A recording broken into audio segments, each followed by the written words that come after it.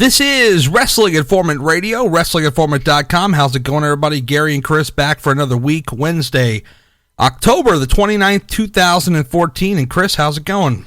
It's going good, man. How you doing? I'm doing pretty good, man. I cannot believe the month of October is already wrapping up. I know, it's crazy. Time's flying. Sure is. Before we get started, before we get down to the biz, let's talk about the WrestlingInformant.com membership. Right now, we're running a free promotion which runs out in a couple days, so you better get on it now. It's a membership code called Free Month, all one word, Free Month.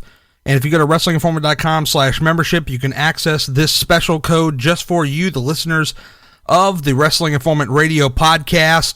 By getting this in, you're going to get a free month to try out and see what it is we do with our membership promotion. I promise not to go as long as last week, but just to sum it up very quickly, you get a couple of bonus podcasts throughout the week. Chris does the NXT and ROH. I cover WWE, sometimes TNA when they're actually relevant, and some other random news and notes, usually an in-depth Raw review, pay-per-view reviews. I did a Hell in the Cell recap show in depth, which members are checking out. Also, you get the Shoot interview archive dating back to 2007, several interviews, which you can check out. And you know what? Maybe you've been listening in the last few weeks, and you're like, I'm just not sure, even at $2.99, which is pretty fairly competitively priced, you're probably thinking, that's still money out of my pocket. Well, no problem. Try it for free. You won't find this offer very much anywhere, and you won't find it here for very much longer. It's free, folks. You try it out for free. You don't like it, you just hit cancel. You're done. You're out. You didn't spend any money on it. Check it out. Maybe you like it. That's WrestlingInformant.com/membership with the code Free Month, and you're all set. So how about that? It's awesome. Very good. All right, let's get down to the business. As I promised last week, Chris, I think we went into a 7-minute plug for membership, and I feel bad.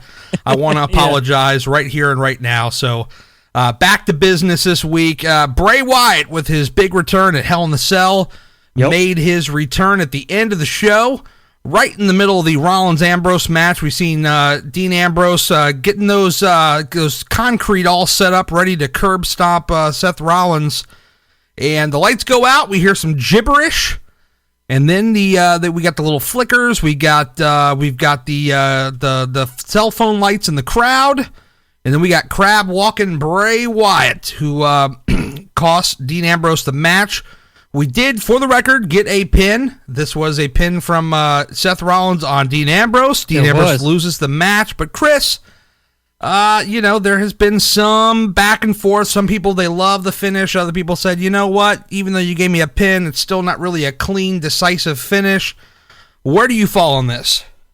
A pin's a pin, and it was. I wouldn't call it clean because, of course, Bray Wyatt did interfere, but I expected some sort of interference during the match, but I did not expect Bray Wyatt at all. Well, we got Kane with the fire extinguisher. That I expected. Yeah. And then the Noble and Mercury getting involved, I expected that. Yeah. That was no shock. But I mean, it was a great. Well, it's definitely better of the two. Obviously, it was the better Hell in the Cell match. Oh, it was a great Hell in the Cell match. By far, yeah, it was. Really enjoyed it. Oh, I did. Absolutely, I did too. And it was shocking to see Bray Wyatt come out here and go after Dean Ambrose. Very shocking indeed. Yeah. This is where I fall on this. I guess they want to protect Seth Rollins for, because maybe they see him as the future, or not quite. I'm not talking like quite the push of what I think they're going to give Roman Reigns, but I mean just like, they want to protect him. They want to keep him strong. They don't want him to take a big pin here. But you can make the same argument for Dean Ambrose. I mean, like, why is Dean Ambrose suddenly the expendable one who can take the pin? I mean, Dean Ambrose really needs a solid win at some point, and they gave it to Seth Rollins. And my thought of it is, I thought you could just have Bray Wyatt do this thing right after the match. Like, in other words, even though Kane interfered early in the match, still make it so that, somehow Dean Ambrose pulls through and still gets the win. But then, like, the moment he wins, then you could do this kind of crazy stuff. I just thought that, Seth Rollins, he's got the briefcase. I don't think he really needs the win here. I think he could bounce back. He could talk his way out of it, and people could feel better about it. But Dean Ambrose, to me, I felt really needed the win a lot more than Seth Rollins. And then the problem, I think, Chris, that we're going to see is you got Bray Wyatt back, and that's great and all, but he needs a big win too. So, he definitely does. So what are we going to get here? I mean, yeah, Mick Foley went on his Facebook and said, "Oh, the promos! Don't let the finish bother you, man. Wait till you see the promos." Well, the promos are great, and I'm not in any way trying to disrespect or disagree rudely with Mick Foley. Yes, the promos will be excellent. The promos are going to be fantastic, but when it comes down to time to to figure out who's going to get the pinfalls, where it actually really counts. I mean, what are you going to have these guys trading wins and then essentially they're equals? I mean, you got to have somebody, go over somebody. And this idea that, they didn't decisively end Ambrose and Rollins because they can always go back to it later. Well, why would you go back to it, right away? I mean, the thing to me is, I believe that, eventually you could go back to it, but for now, I really think that Ambrose could have used a big win here. And yeah, they could revisit it later, but it seems to me like maybe they didn't want him to pin Seth Rollins, maybe because they want to save that big win for Roman Reigns when he comes back. Give him the big win over Rollins. What do you think? It would have been nice. It would have been nice to have some closure. Yeah. During this match, like a definitive Ambrose win, stamp it in. He's been chasing Seth Rollins, finally got his hands on him, victory in the cell. That would have made a little more sense than what they actually did. I just don't understand why we have to leave it so open-ended. I mean, I can understand leaving something open-ended, but not like this. Yeah, I mean, and I'm sorry, and then also the upcoming Ambrose Wyatt matches, which I'm sure they'll have more than one. They gotta tell a story. The promos can't just tell the story. Granted, the promos may sell themselves, but the matches themselves have to do something. Well, the promos are going to be fantastic. That's where absolutely. I agree with Mick, and I do too. Our pal Alex Greenfield, he was also tweeting like, "Oh man, I'm so fired up about these promos." Yes, you're right. The promos are going to be awesome, but the promos aren't everything. I mean, at some point you're going to have to have some winners here, and you're going to have some losers. And unfortunately, both of these guys are not really in a position where they can either really be taking big losses. Because Bray Wyatt, here's the thing: what are you going to have Bray Wyatt come back and lose in his first match back? No. But are you going to have Ambrose just lose at Hell in the Cell, then he's going to lose to Wyatt? It's just. He needs a couple of good wins and then go into Wyatt thing. That's just my thought of it. Right, you gotta have momentum. You gotta have some momentum, some traction going in, and then boom, you hit this brick wall. It's Bray Wyatt, and then Bray Wyatt's coming across as the monster, even though he's probably more over than half the guys on the roster. Well, and the other problem is that you've got. I mean, Bray Wyatt, he's not main event right now. And no. Dean Ambrose was a guy who was in that main event on Sunday. He was rising to the main event in the last few weeks, but he gets in the same with Bray Wyatt. That's not main event. So now you're talking about he's going to be pushed down a couple of pegs to like an upper mid-card guy. He's not even going to be visiting the main events right now because if he enters the thing with Bray and using WWE logic, they're going to do this thing for about 2 or 3 months at least. That's going to put him down in the pecking order. So you got, John Cena on top, of course. Right. You've got a returning Roman Reigns who's probably returning in the next month or two. Yep. But the way they're talking with this interview, it looks like he's going to be back probably sooner than later. But then you've also got Randy Orton who appears to be, turning face. So you're going to have John Cena, either Randy Orton or Roman Reigns and Randy Orton. Whichever order, and then you're going to have Dean Ambrose. So that puts Dean fourth from the top. And don't forget, you have the champion too, Brock Lesnar. Well, yeah, but I'm talking about just strictly baby faces here. Oh, okay. I thought you were just talking about like the top guys in general. But yeah, you got Lesnar right at the top. Yeah, he'll come back for his prize fight, his paycheck. So you're talking about Ambrose being fourth from the top here as far as baby faces are concerned. I mean, that's no good, man. I mean, for a guy who's been, rising kind of in the ranks here while Roman Reigns has been out and I'm not making this a big against Roman Reigns kind of thing. I'm just saying in general, the guy's going to be pushed down a few pegs. Right. And then I think Roman Reigns comes back at the Rumble. He very well could. That would be the perfect spot for him to come back because there's been a lot of guys in the past that have returned. They have made their surprise returns at the Rumble. And for him to take some time off, rest, get healed, I think that would be perfect for him to come back. What does he come out like number 30 or something? Maybe, Big yeah. surprise. Yeah, number 30. Number 30. So this is just kind of more or less my concerns about Ambrose. Like, yes, I thought I made this very clear. Maybe I didn't, but I thought I made this very clear on Twitter and my little write-up about it on Monday on WrestlingInformant.com. I thought I made it very clear. I have nothing against Ambrose and Wyatt getting a feud. I'm excited to see what they do with it. But, for all the reasons I just said, being knocked down probably third or fourth from the top and not being, ultimately becoming an upper mid-carder here. But then the other thing that kind of supports that theory is you look at Raw this week, and they didn't even address this until after like an hour of the show. I mean, you would think something like this would be a big story. Dean Ambrose, who was in the main event of Hell in the Cell, had this big interference, and it was just like something that they weren't even worried about until the second hour of the show. Right, because of course you got to get the Authority and Randy Orton and all that. You got to get that out of the way first. And let me say this, because I know we'll talk about it later, but that was a cool angle. I like what they did there. Yeah. I really like that, but we'll go back to that in a moment. Right. But we will. It wasn't even a big talking point until Dean Ambrose came out, and he's like, oh, yeah, you don't mess with Dean Ambrose. But he didn't say, I want you in a match, I want to fight you, let's go right now, whatever. I think he just said, get out here, but he didn't say, like, I want to fight right now. To me, he didn't make it very clear that he wanted a match at that moment. And then you have Bray Wyatt do his promo talking about, he's going to rip him from limb to limb or whatever he said. And then that was it. There was no talking about it beyond that. There was nothing. Like, you would think this would be a big story inside of WWE, and it wasn't. You would think. It was just another afterthought. It was almost, dare I say something like something Dolph Ziggler would do, where like, it's only talked about while he's out there, and then when he's not out there, it's not even talked about. It's such a shame. That bugs the hell out of me. You got a guy who's just in your main event. You got a guy who's returning, and this is not a big story? My God, they spent more time talking about Team Cena versus Team Authority, which we'll also get to later. Jesus Christ, Chris. What's going on here, buddy? Oh, man. I wish I would... Because, they built around this for a while. Ever since they turned Seth Rollins against them. Ever since that minute, they've been building up to this moment, and they could have easily capitalized on it. But they decided to just, we got Cena. We got Cena. We're good. They could have finished the feud right here for now.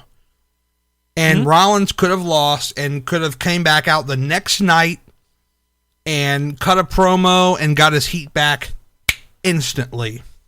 Oh, yeah.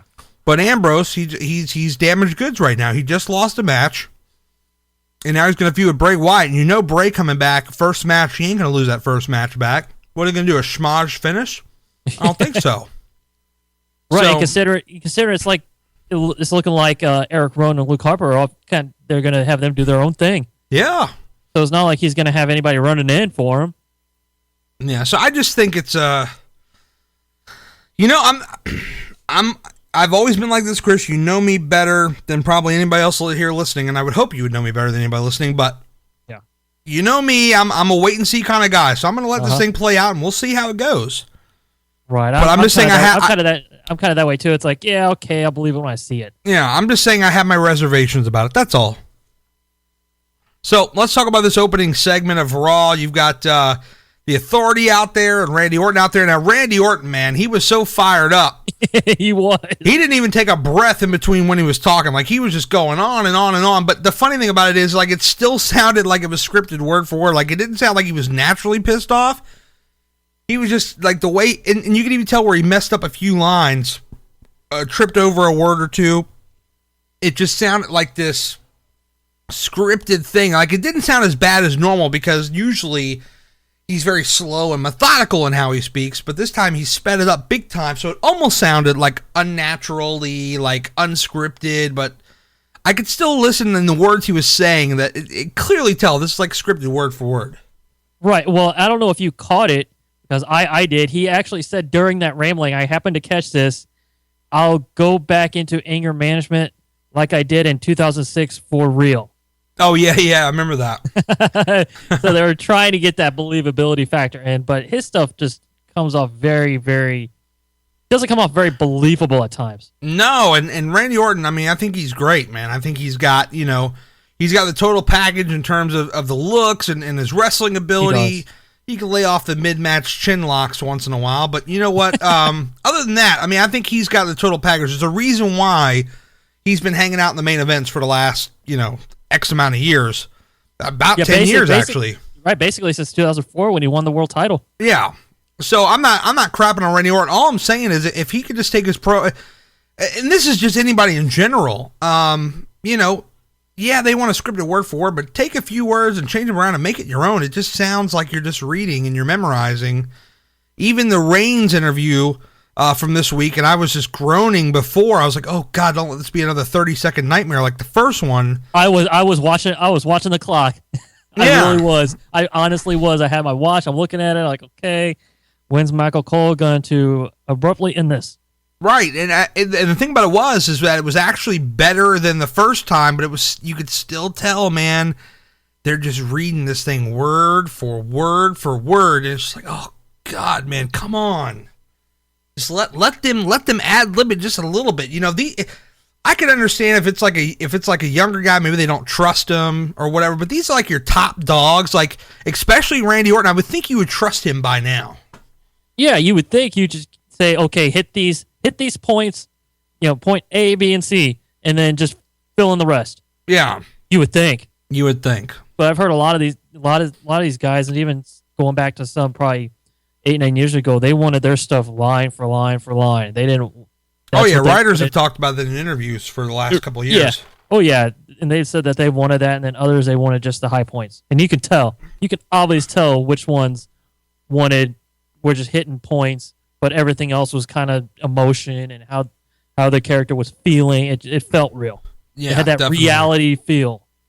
But now let me ask you this: all the analyzing of scripting or not aside, Randy Orton as a face, good move or bad move? I think it's a good move. Yeah, why do you think that? I just think he comes across more passion. I think he comes across more passionate as a babyface. Whether it's scripted or not, that's not the discussion here. I think he's a little bit more passionate as a babyface. See, I tend to slightly disagree. Like, I actually like him as a heel, but I like him as a heel when he's not playing lackey of the authority. Like, if you look at all his other previous heel runs, I mean, he's pretty goddamn methodical and sadistic and just, crazy. But when he's like an authority lackey, that's where the problem, I think, lies. Like, we're so used to seeing his last, year or so as a bad guy, and it's just like, oh, God, ugh. Right, it's just no good. Yeah, because he was just doing the authority's bidding. Yeah, I mean, he's not allowed to be him.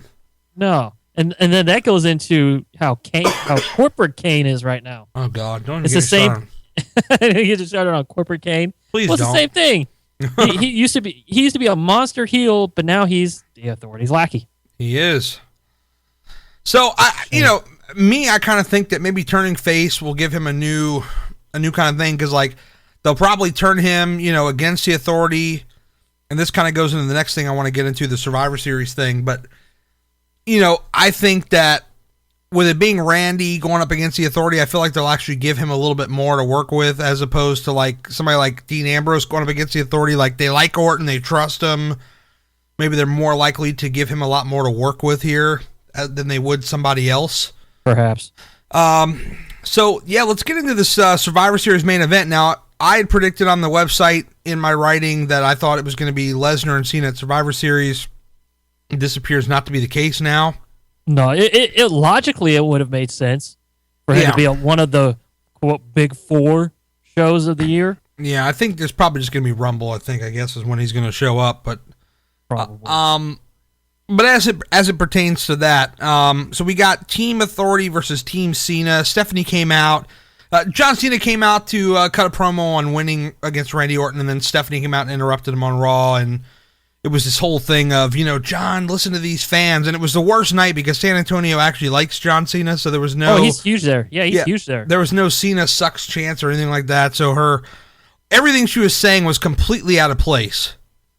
Right, and deliberately pandering. Yeah, I was just, wow. It was just unbelievable. But anyway, she was trying to get him to come over to the authority, and he wasn't having it. Then Triple H came out and said, "Oh, well, John, you've been here 12 years. I've been here 20, man. It gets harder every year. You gotta step it up. You've been eking by and all this kind of stuff." And, John just stood his ground, which was fine. And that's what John Cena's character should be doing at this point. But, he just basically wasn't having any of it. And Triple H said, "All right, that's fine. We'll see what you can do with your team. Good luck finding anybody to team up with you." And then I think it was the next segment right after that, we saw John Cena backstage with Dolph Ziggler. So, yeah. Dolph Ziggler apparently is on the team, and Corporate Kane, I can't even say Kane, you got to say it properly. Corporate Kane came back. This is another pet peeve I have. Corporate Kane comes back there. God damn, how ridiculous to say this.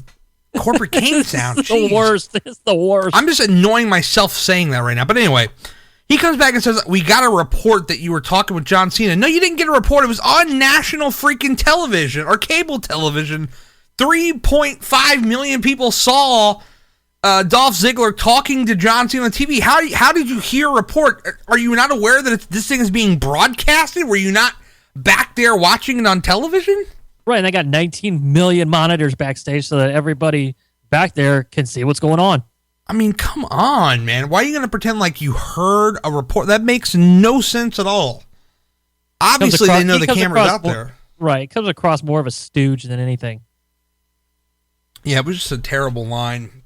But, so we got Ziggler, who's going to be on Team Cena. But you know what I think? I have this idea in my mind that it's probably going to be, they're going to have like an empty slot, and it's going to be, whose side is Orton on? Is he going to be on, the Authority or Team Cena? Like, that's what I think it's going to come down to. That's probably going to be like the big pitch to sell the show. Now, is this 4-on-4 or 5-on-5? They have not said that. Okay, because they say traditional Survivor Series, and now if they're going to get real traditional, it's 5-on-5. Yeah. But knowing them, they'll probably do 4-on-4. Because I'm trying to think, who would all be on Team Authority? So we got Seth Rollins, Corporate Kane, your buddy. Yeah, you got to say Corporate Kane. Corporate Kane. Who else? We obviously Randy Orton's the wild card. Yeah. I don't think Triple H dons the wrestling trunks to fight. I doubt it. He's WrestleMania only, probably. Maybe a SummerSlam here and there, but yeah, that's a stretch. Now I think he's WrestleMania only. Yeah. So who else you got? Who else would be on Team Authority? Because I mean, they're not going to have Matthews and Noble. They're agents. Well, they're probably going to need to get another heel. I mean, Mark Henry's a heel now. Do you get Mark Henry and then you get Big Show on Team Cena? Yeah, maybe. Probably something stupid like that. Right, or maybe even like the Usos and. Oh yeah, Usos will probably fill out the team. If we're looking at 5-on-5, they'll probably Usos, Cena, Ziggler, and then somebody else. Right, and then maybe Orton. Yeah. So you just don't know. I mean. Yeah, because it's not really it's not very definitive at this point. Other than, you got Rollins, and Kane, and then you got Cena, Ziggler. Yeah. Do you think that this Survivor Series match will sell the show? If they add all this suspense, I think it could.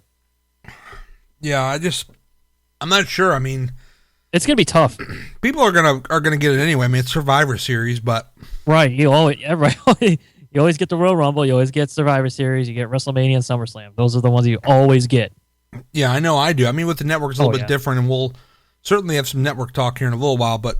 Yeah, I think the match is fine. I'm glad that they're actually using a Survivor Series tradition to actually headline the show.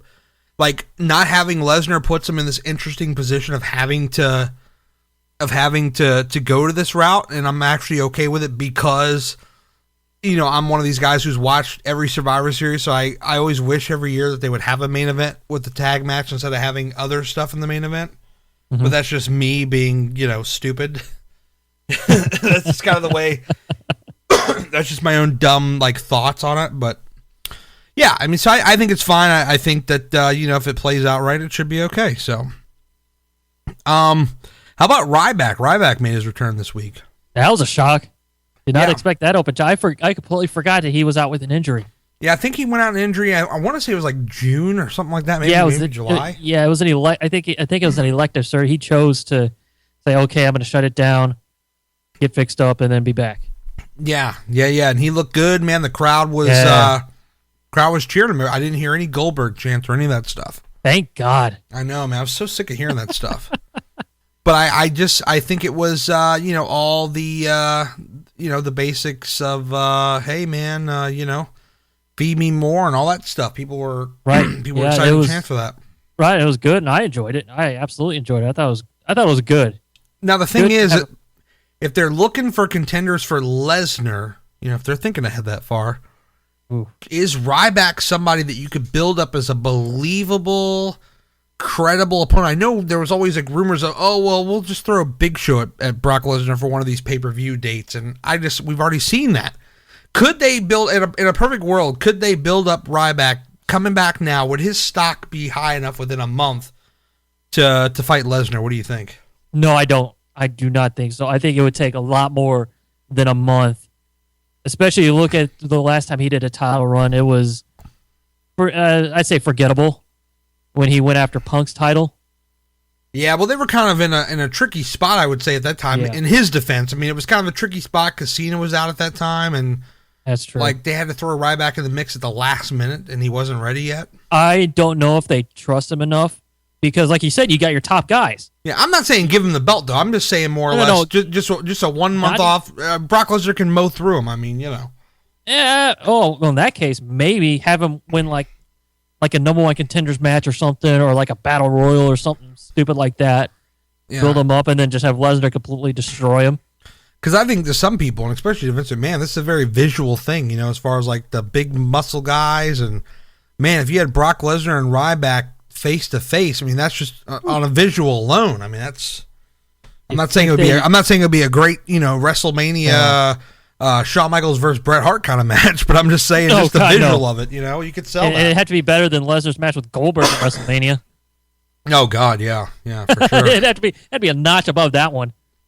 People asking Chris on the Twitter, man, where is Brock Lesnar? What's going on? He's pulling his UFC stuff. He's waiting for his prize fight. Yeah, I mean, if WWE, man, we've said this before. I don't want to come off as a broken record. We don't need to go into a long rant about it, but if WWE would just take a few moments to explain or find some explanation and just say why he's not there. Just like what you just said, he comes from the UFC world. He only fights a few times a year, and that's what it's in his contract. Or if they just made some excuse. I'm not saying the fans would like it or approve of it or it's the best option out of 5 options. It's the best way to go. All I'm saying is give us something. Right, like a live via satellite with him and Heyman somewhere in New York or Minneapolis or something. Yeah. Where he's sitting there lying and waiting, just teasing his return. We don't need John Cena coming out saying when Brock Lesnar decides to return to the WWE, like they don't like they don't have him under contract or something. I mean, that's kind of misleading. Or like it's really complicated, like it's a big mystery. It's not a big secret. Okay, we know what's going on. But even if he showed up at like one of the big shows, just sitting, kind of like what they do at the UFC, where they have the champions in the crowd, they got their seats, they're watching the fight, something like that. I don't know how that would work in pro wrestling because people would think, oh, okay, he's playing it there. He's going to try to do something or get involved. Yeah, they could figure out something. I think they're just being lazy. Yeah, I think we're trying to put some stock into something that they're probably not going to put much effort in. Yeah, so I think we're putting more thought into it, Chris, than they are. I think we're overthinking what they're actually going to do, which is nothing. Yeah, exactly. All right. Well, before we move on to just general notes, is there anything else about Hell in the Cell that kind of stood out to you? Because we kind of touched on just a little bit of it, and just want to see if there's anything else about it that really stood out to you. Not really. I think everything was pretty predictable. I don't know if anything really stood out because everything we said that was going to happen in our predictions pretty much happened. Yeah. I mean, Cesaro-Ziggler was a great match, I thought. That 2 out of 3. Man, Cesaro really knows how to work the 2 out of 3 falls matches. Yeah, I'll say that right now. He knows that. WWE just doesn't know what the hell to do with him. All right, and that's a shame. And then Ms. Dow is awesome. Oh, God, yeah. That was great. That was great. Even though we've seen it 100 times, the Usos against Goldust and Stardust, they still put on a good match. I don't think it was as good as their Night of Champions match, but it was good. But yeah, goddamn Cesaro, man. Cesaro's like a punching buddy or something for Dean Ambrose on Monday. It was just something for him to beat up, and I was just like, man, that's the best use. Like, you couldn't have put like Zack Ryder in there to get ambushed by Ambrose. I mean, really, Cesaro's the guy you're going to put in that spot? Hell, even Bo Dallas just beat him up. Well, he already got beat up by Ryback. Or something. I mean, or put stupid Adam Rose in there, or somebody, somebody besides Cesaro. Yes. And I'm not going to quit making him the scapegoat. Yeah. So, but all in all, I mean, I didn't think it was a hateable show. I mean, I thought it was all right. I thought it was okay. And then the Cena Orton match, I'd say it was very average at best. I didn't think it was good. Well, there was two cool spots that I'll point out, and everything else about it was all right. But the RKO out of nowhere. The one where he reversed the AA, that was cool. That was the other one I was going to say. Yeah, that was the other one. Okay. Yeah, because there was one just RKO out of nowhere. Oh yeah, that's right. When Cena was going for the second shoulder block and Orton just hit it. Boom. Yeah. That one, yeah. So there's a couple cool spots. Like, I feel like these two guys could have a match in their sleep if they need to. Oh, absolutely, because they've only wrestled 700 times against each other. But the way they were working, it's almost like the cell was not a real factor. They didn't really use it, and that made it very boring and plain. And unlike the Ambrose Rollins match, where they used every part of that cage, and rightfully so. But I mean, Cena and Orton, it was just very, very blasé, very. And Cena was smart on Raw to say, yeah, we just had this war last night, but it may not be our last. But like, finally, they didn't try to pretend like it was the last time they were ever going to fight. Right, once in a lifetime.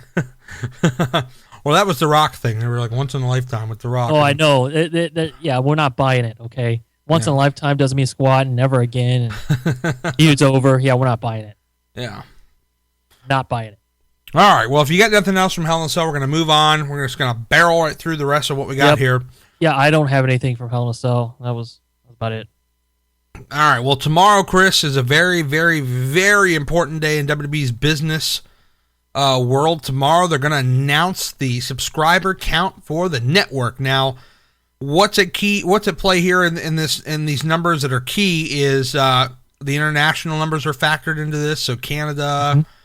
Everything but the UK, and I'm very interested to see about there. So, I think the last count they gave us was in June, so this is going to count for July, August, and I think September. So it'd be the third quarter? Third quarter. Yeah. So with all that in mind, with the fact that they added Canada, and from all accounts, it went over pretty well, although it's $2 more and you don't have nearly as much as the internet. Apparently the launch went pretty good. And they're launched in all these other countries, but they don't have the UK. The last number was around 700,000. If you had to think long and hard about it, but you don't have long and hard, you're just going to have to give me a number right now. If you had to guess a number as far as what you think they're going to announce, where do you think it's at? 900. Really? Yeah, I think the international, because a lot of the international crowd is huge. Sometimes they do just as good numbers there as they do, maybe even better here. So yeah, I think it goes up. Well, you're right, but they don't have the UK. You got to remember that. They don't have the UK. Right, but I think it'll go even higher once they get the UK. Okay. Fair enough. I'm not as optimistic as you are. I say it's no higher than like 8. Okay. And I look at where they were in the first quarter, where it was like 667,000, and then went up to over 700,000. I'm saying they're probably not above 8 right now. And that's just because, you look at how they've sold the network, how they've promoted it. Like, they just come across as really desperate to me right now. Oh, it is, but I'm thinking a lot of people will get suckered into it and buy it over there.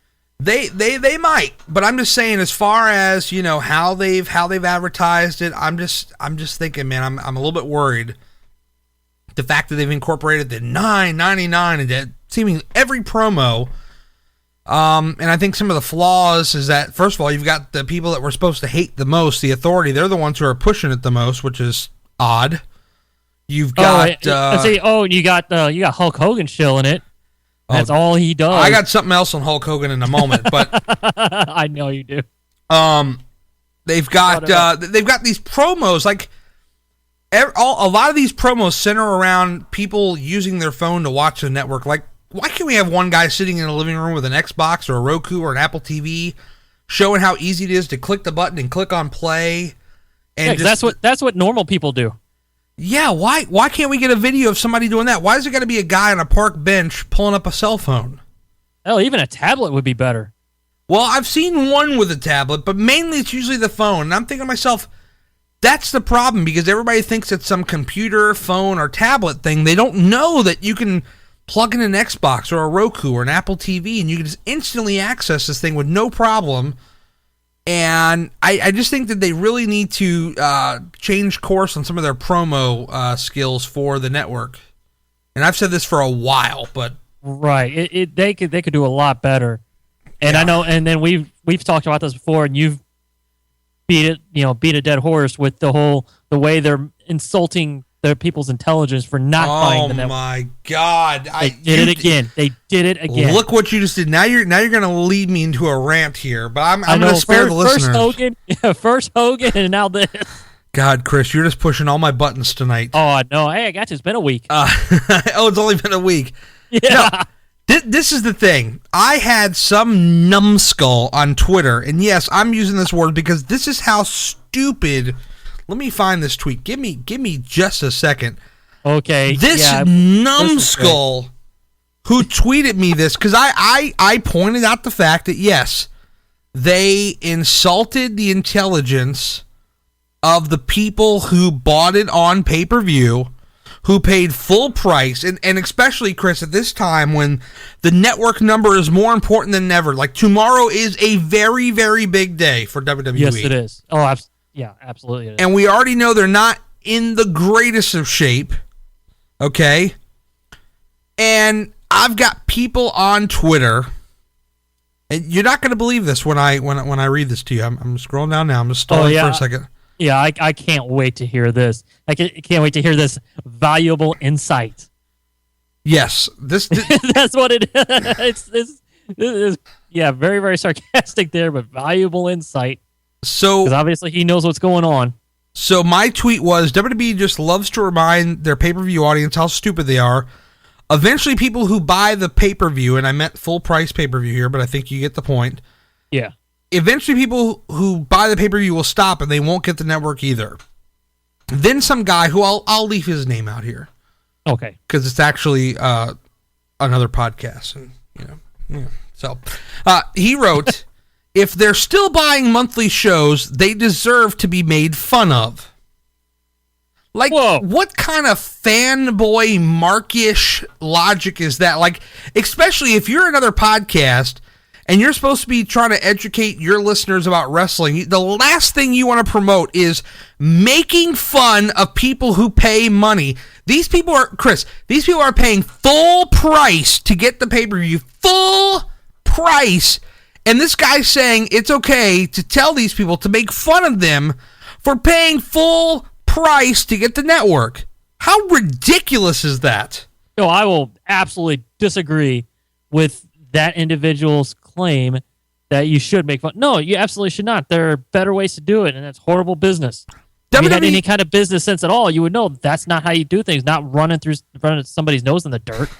WWE needs all the help they can get here.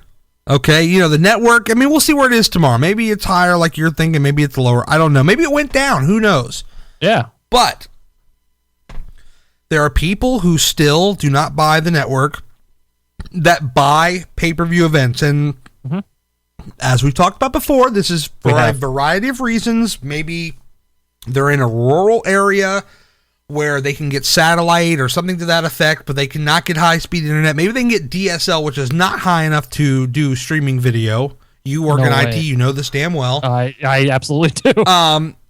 Or there's just people who do not know the technology. Maybe they're stubborn. Maybe they don't want to break their habits, and then you can kind of make an argument to those people. Maybe, but you still don't make fun of them, Chris. If they're willing to give you $54, you don't come on your pay-per-view and say, you just paid $54. But you could have paid $10. Like Chris, if I walked into, let's say, Best Buy, okay? Okay. And I got, let me see, I'm a big Slingbox fan. I need to upgrade my Slingbox. Let's say I just bought the Slingbox M1, which is $149. This is really techy, really not wrestling, but I just want to make my point. If I went into Best Buy and I bought this thing for $150 and they told me, you could have got this for only $100, if you had just done X, Y, and Z, wouldn't you be upset that you just spent $150 when you could have spent $100? I would feel insulted and offended and it totally ruined the whole buying experience. And they waited to tell you until after you bought it. Right. What I would have done, and I'd be like, before you bought it, be like, here, this is a great product. Let me recommend this. Yes. It's another option. It's an option. Recommending options. Like, here, you can do this. How about, would you want to go this route? It'll save you a little bit of money. It'll get you more value long term. Just here's option B. Chris, go this route. Chris, I used to work in customer service. Years ago. Well, and I'm still in my IT position. It's a service-based industry. Okay, fair enough. I was in a consulting type role back about 6-7 years ago. Okay, and my job was to present options. Right. It's like, all right, you can do that, but here, let me show you this. Okay. Let's see if this works for you better. If you like it, great. If not, no harm done. Okay, Michael Cole, if you're listening, you can have this one for free. WWE, you can have this one for free. Yep, it's our consumer advice tips. Here we go. You ready for this, Chris? Yeah. Ladies and gentlemen, thank you guys so much for ordering Hell in a Cell. We do appreciate you guys checking out our shows on a monthly basis. But let me tell you what, guys. We've got a great deal. We got Survivor Series coming up, and maybe you want to get in on this great deal. On the next show, if you sign up right now with the WWE Network for only $9.99, we can guarantee that Survivor Series and every show thereafter, we can get it to you for only $9.98. But we do appreciate greatly the fact that you have ordered our show. Thank you guys so much for watching. Boom! You don't have to beat them over the head with it like I just did, but just simply saying, thank you guys so much for ordering Hell in a Cell. We're so glad to have you join us. Let us tell you about a great deal that you can get for Survivor Series. Not, you just paid $60 when you could have paid $10. To me, Chris, you're just insulting your viewers. Also, if WWE, if you're listening and you want a tip, check out the beginning of our show. This show, Wrestling Informant. Okay. We're offering a weekly free show to the audience, but if you want to go a step further, we do have a membership. Right, but we do not let that get in the way of our free. We just say, hey, look, we got this or we got that. It's just simple. It's in and out. Exactly. We don't say, hey, you suckers, you're getting this for free. You didn't buy a membership, so you're not getting any of this stuff or that stuff or blah, blah, blah, blah, blah.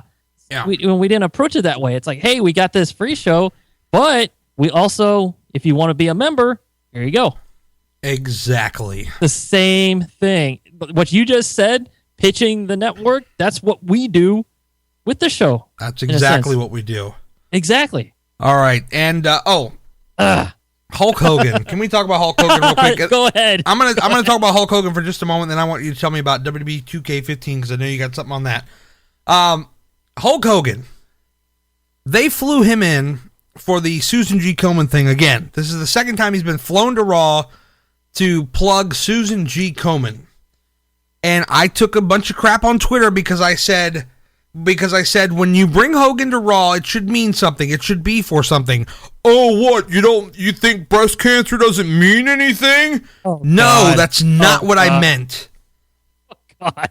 That's not what I meant at all. All I meant was when you advertise Hulk Hogan's coming up next on Raw, there was a time, Chris, when they would say that, and that actually meant something.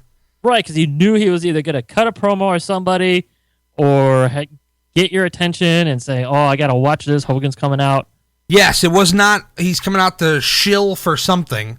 And no, I don't mean breast cancer doesn't mean anything. Just come on, guys. But WWE, more of those intelligent conversations. If all the talks are true that they're doing budget cuts and all this, we saw Justin Roberts got cut and all this kind of stuff. But if this is all this true, you got money to fly Hogan from Tampa or wherever he's at to the WWE's town to go in the ring and cut these promos. Like, why couldn't he just do a pre-tape, somewhere? Hey, brothers, this is really important. He could do a video and accomplish the same thing on a pre-tape. Or Chris, my option 2, which is something they much more would probably go with, you can fly him in. You can have him do his in-ring thing, but then you can also incorporate him into one of the stories for that night. Like, I don't know, John Cena just had this big match at Hell in a Cell, and yes, he got in the ring and he said, wow, glad to see John Cena won that match, but why couldn't you just had a segment of him backstage? Brother, man, that was a tough match to look like. Man, let me tell you something, man, when I was fighting somebody, and you can just have him back there serving another purpose that's intertwined into what's actually a story, so it doesn't look like when he comes out, he's on a whole different planet than everybody else. Right. Or even do like during the Susan G. Komen commercials that they do, put a Hogan spot in there. Yeah. Like if Hogan's doing an appearance somewhere, do it at a Susan G. Komen event or whatever. Have him talk a little bit about it there. Man, don't waste money to bring him out just to plug this thing. You could pre-tape that in Tampa where he lives. Easy. Right. Done.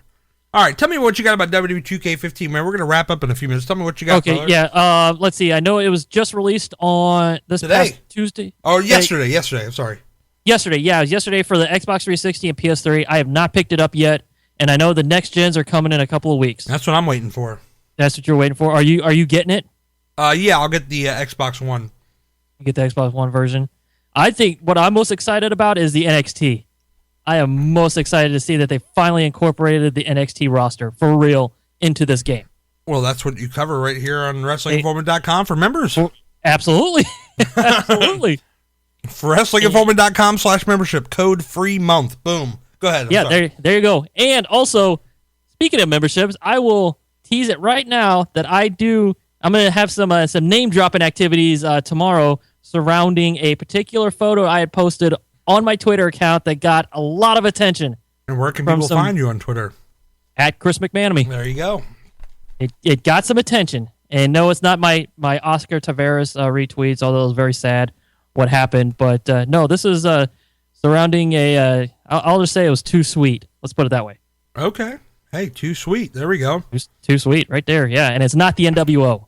Clear that out right now. Hey, speaking of too sweet, Kevin Nash, you can see him in a small role in the new movie John Wick. I just saw it. I saw it on Friday. It did number 2 in the box office. Did pretty good, but he plays a bouncer outside of a club. Well, that's not exactly a big stretch from him. No, man, no. He looked great though. He looked great in the movie. Yeah, it's good. Yeah, I may have to check. I got to check that out. Go check that movie out. Go see Kevin Nash, Big Sexy. Tell him about it. Also, Chris, I'm sure you'll be talking about this tomorrow on your audio, but Ring of Honor announcing a toy deal. Yeah, that's huge. Yeah, figure toy company. They do. They used to do all the replica belts for WWE. I think WWE finally took that into their own, but at one point they were making replica belts. But they have said that they're going to do not only figures, but they're also going to do replica belts for Ring of Honor. Oh, that's awesome. Yeah, so check that out. We got a little posting of it on our website. Chris will tell you more about it on tomorrow's show. And then tonight, we record this every Wednesday, just so people know. But tonight, Lucha Underground premiering on the El Rey Network. I'm sure we'll have a membership audio show about it, but we'll also talk about it next week as well on this show. But it's premiered tonight. It's actually airing right now on the El Rey Network. You can find John Morrison's on it, Chavo Guerrero, Ezekiel Jackson, Ricochet. And Ricochet is a big one. Ricochet, if you haven't seen him, he does this wicked spot. It's a triple moonsault. Yeah. From the top rope. Yeah, I saw it on YouTube. You can find it there. That's crazy. That's one of the craziest spots I've ever seen. Conan's going to be on it. Yep. Matt Stryker's doing the commentary. So all around, check this thing out, man. I've heard some good buzz on this stuff. Oh, I have too. And look, if you're looking for an alternative, you got Ring of Honor, you got you've got New Japan, as Chris will tell you all about on the members audio. Love New Japan. Now you got Lucha Underground, which is on the El Rey Network.